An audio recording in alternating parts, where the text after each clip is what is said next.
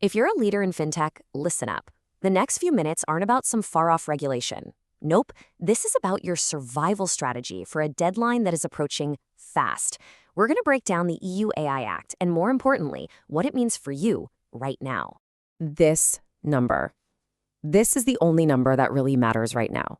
139 days. That's what's left until August 2nd, 2026. And look, this isn't a suggestion, it's a hard deadline. It's the enforcement date for high-risk AI systems. For anyone in fintech, this is the main event. The clock is officially, and very loudly, ticking. So what happens when that clock hits zero? Well, really, you've got two paths. One leads to structured, manageable compliance. The other? Well, that one leads to a potential catastrophe. We're talking business-ending fines, personal liability, and even getting locked out of the market.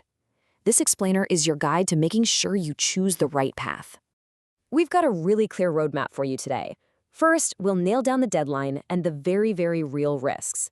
Then, we'll flip it and talk about the solution, a 4-phase action plan, and we'll back it up with real-world case studies.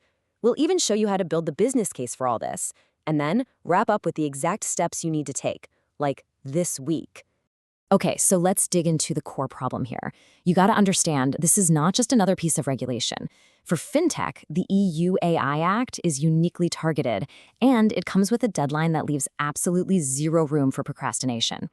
The AI Act is rolling out in stages, but I want you to just focus on that highlighted date, August 2nd, 2026.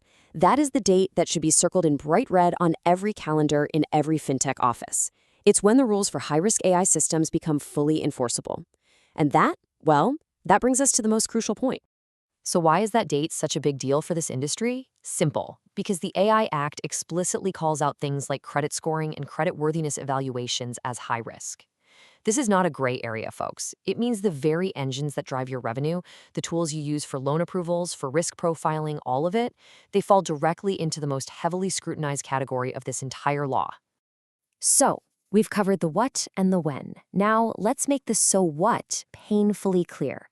We're shifting from the problem to the consequences, and you need to understand these risks aren't just symbolic. They are designed to be existential. Let's just start with the big, scary number, 15 million euros.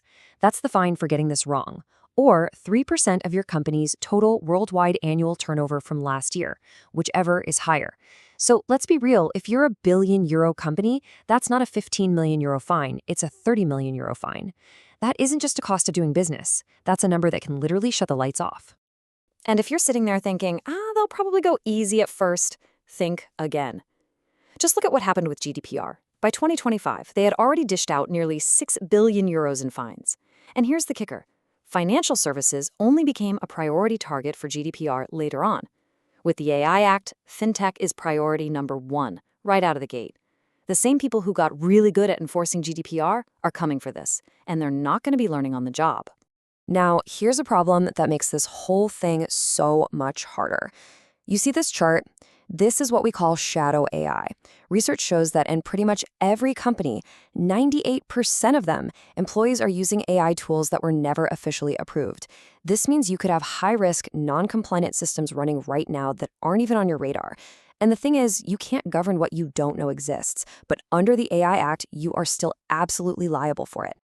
And believe me, the risk goes way beyond just the fines. Leadership, boards of directors, they're increasingly being held personally accountable. A public fine or whistleblower report can do damage to your reputation that you can never fix. And this is a big one. You're on the hook for your vendors too. If you use a third-party AI tool and it isn't compliant, you, the company using it, are the one who's liable. And of course, the ultimate penalty, you lose your access to the market entirely. Because non-compliant AI systems will simply be illegal to use in the EU. Period. Okay, deep breath. That was the bad news. The good news is there is a clear, structured, and totally achievable way forward. Seriously, this is not an insurmountable mountain, but only if you start now. So let's pivot to the solution. Let's break down the action plan. We can break this whole journey down into 4 clean phases. Your first 30 days are a sprint. You've got to get a quick inventory of all your AI systems, and that includes all that shadow AI we just talked about. The next 60 days, that's about building your foundation. You choose the right tools, you do your deep dive risk assessments. Then, in that final push to the deadline, It's all about implementation, getting your technical docs and assessments done. And look, this doesn't stop. Compliance is an ongoing thing with constant monitoring and improvement. Now, this plan isn't just some theory. Let's look at how this plays out in the real world. Think of it like this. There are two futures available to every fintech company right now. There's the path of success, and then there's the cautionary tale of failure. Okay, check this out. On one side, you have a Fortune 500 bank. They saw this coming, they invested in building a central AI inventory, got a governance platform, and boom, in just 12 weeks, they were auditable and compliant. Then you have this bank in Berlin. They used an automated system for credit, but with no real governance. So a customer gets rejected, asks why, and the bank, well, they couldn't explain how the AI made its decision, a total black box. And the outcomes for these two banks were, as you can imagine, starkly different. And this quote from the official investigation really says it all. The bank wasn't fined for some super complex technical mistake. They were fined for failing at the absolute basics. The root cause was simple. They had no inventory of their AI, they had no documentation for it, and they had no way to explain its decisions. These are literally the foundational pillars of the new AI Act. So the Berlin bank got slapped with a €300,000 fine. And here is the really crucial part. That fine was under GDPR. The exact same failure, a lack of transparency for a high-risk financial decision, under the AI Act's much tougher penalty system could lead to a fine up to 50 times larger. It takes what was a painful penalty and turns it into an absolutely existential threat. So what does getting it right look like at a massive scale? Well, let's look at MasterCard. They saw this explosion of AI use cases coming and knew that reviewing them manually was just impossible. So they built an automated system. It all centered around a single AI registry. It used custom risk questionnaires for every single new project, and it automated the entire review process. And the result? They didn't slow down innovation, they actually sped it up, safely. This is the model to copy.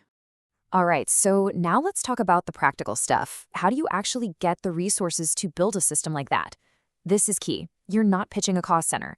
You have to frame AI governance as a strategic investment, one with a clear, massive return, and a real competitive advantage. Let's just break down the numbers here. Your first-year investment might be somewhere in the ballpark of, say, 650K to 1.35 million euros. That covers your platform, your people, your advice. Now, look at the return column. You're not just avoiding a potential multi-million euro fine, you are protecting 100% of your revenue from the EU. And you're actually speeding up enterprise deals because you can prove your AI is trustworthy. The business case here isn't just positive, it's a no-brainer. If you're a visual person, look at this. It just makes it so clear. That little bar on the left is your investment. That giant bar next to it, that's just one potential fine you're avoiding. And that doesn't even get into the value of keeping your access to the entire EU market. The ROI isn't just good, it's exponential. This is the slide you take to your board meeting. Okay, we've gone through the problem, the risks, the solution, and the business case. All that's left is to actually do something. So let's get down to the concrete, immediate steps you need to take. This is your call to action. This is not a drill. Here are 3 things I want every leader watching to do this week. First, this Friday, send a 1-page brief to your board. It only needs 3 things: the deadline, the potential fine, and your budget request. Simple. Second, on Monday, launch your discovery scan. Just email every single team lead and ask one simple question: what AI tools are you using? Third, start scheduling demos with governance platforms right away. Do not wait on this. And so we end right back where we started, with a choice. The clock is ticking down from 139 days. The path to compliance is clear, and the consequences of doing nothing are severe. So the only question left is the one you and your organization have to answer. Are you going to be the next success story or the next cautionary tale? The choice is yours.